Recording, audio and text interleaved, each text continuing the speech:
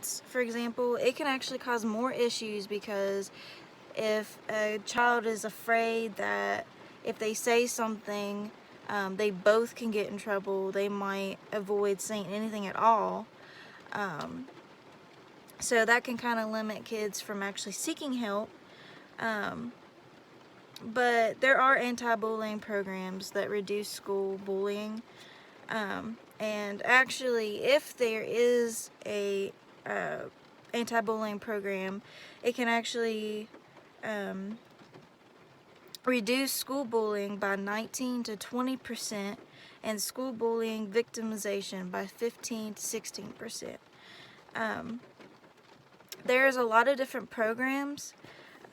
This can be anything from staff and service training, school assemblies. I had a few of those while I was in school. Teachers can even have like individual lessons. They can sit down with their kids and kind of talk to them about it one-on-one. There's also group treatment, which it can help, but there's also some negative side effects with it as well. The positives is it helps teach how to manage their anger.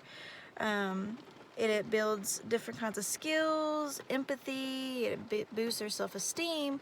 But the issue is if they're with a bunch of other kids who are also bullies, it can kind of make them all want to gang up together and be like a buddy system, and that can kind of fall apart. But there was an interesting program that I found, and the University of California, I'm pretty sure, did the study, and it's called Kiva, and it's actually a Scandinavian program, but it had role-playing exercises and for empathy, and it had computer simulations and different things. But it proved to be super effective, and it's actually one of the highest rated programs worldwide. There are some teachers who can be bullies as well. It's not just the students. Bullying teachers can act out by using degrading words. If a student gets bad grades, they can make it more public. And sometimes it can even get physical. Teacher bullying can go unreported, and that's because the teacher is supposed to be an authority figure. So if this child is afraid of the teacher, this person that's supposed to be taking care of them or in their care, they may not want to say anything. They may not want to